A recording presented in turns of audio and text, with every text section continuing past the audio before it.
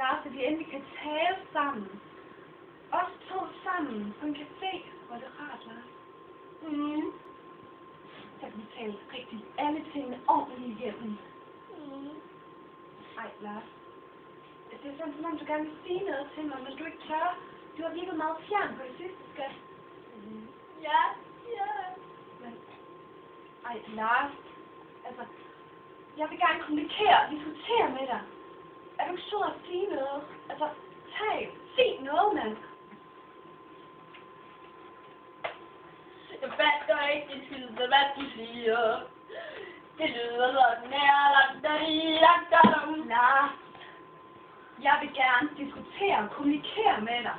Og tale om vores forhold. Og så svarer du mig bare med en simpel reklamejingle. Det er i orden. Jeg hører ikke Så, Lars.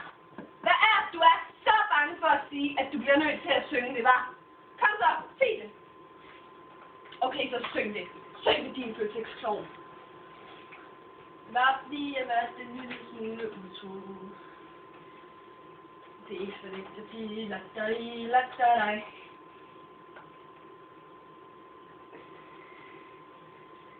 Jeg har en kone nede i ja, du er i bil, hele 2 kroner, fuldstændig rigtig, hele i gang. Det har du ellers vidst hele tiden. Okay, du er en latter, du er dum. Jeg knaller sgu da selv med en ned fra Fakta. Og modsat dig, så holder han faktisk meget længere.